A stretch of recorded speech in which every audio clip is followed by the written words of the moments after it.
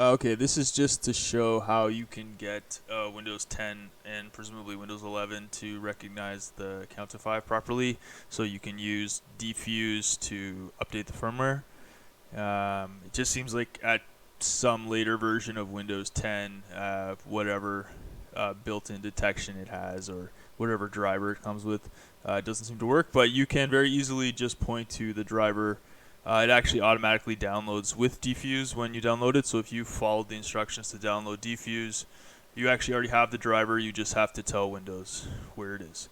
So I'm just going to you plug in the USB cable first, and then you apply power to the device. And okay, Windows is telling me it's setting it up, so let's see. That's interesting.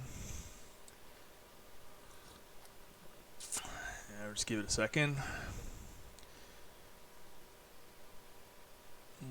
And the device is ready. Oh wow, really? Okay. But in diffuse, it's still not showing up, right? And that's probably your experience. I think on subsequent attempts to plug it in, that little bit of information down here won't even show up. But it's really easy to fix. So you can just go to your device manager, okay, and you'll see that the device is listed under other devices, all caps, STM32 bootloader. So that's good. If you get to this point, actually, you're good. Everything's gonna be fine.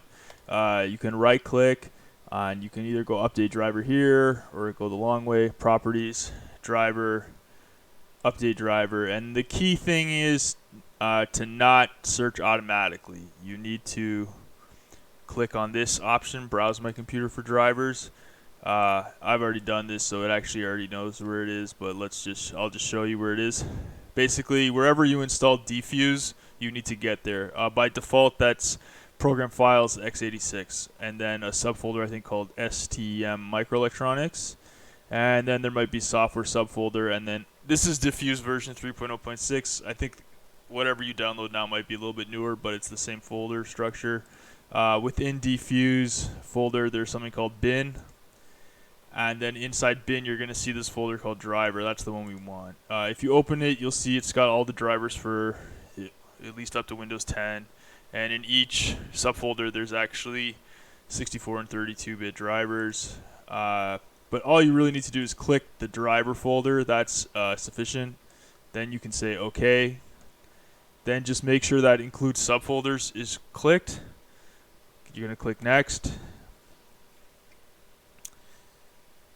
Okay, hopefully for you it says Windows has successfully updated your drivers, and what you're going to see when you close this is that the device that was STM32 bootloader all in caps has now changed names to STM device in DFU mode. I'm going to close this, and you can see it on the USB controllers list now. It's not in other devices.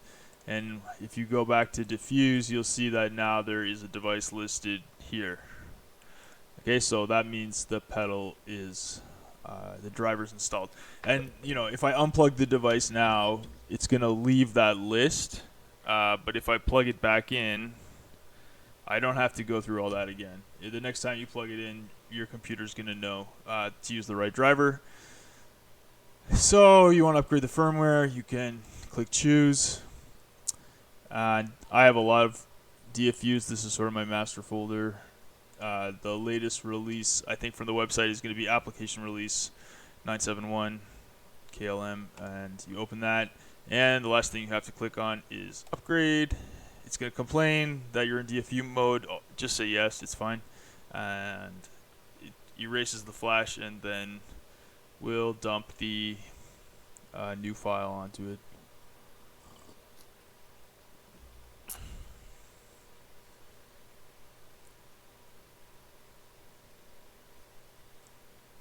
Okay, and then it will say successful if it was successful, and all you have to do now is just unplug USB, and you can unplug the power, and when you plug it back in without the USB cable, it will just boot into the new firmware. So that's it, okay? So that's how you do the whole thing on Windows using dfuse, which is kind of a GUI that ST Micro provides. So yeah, that's it.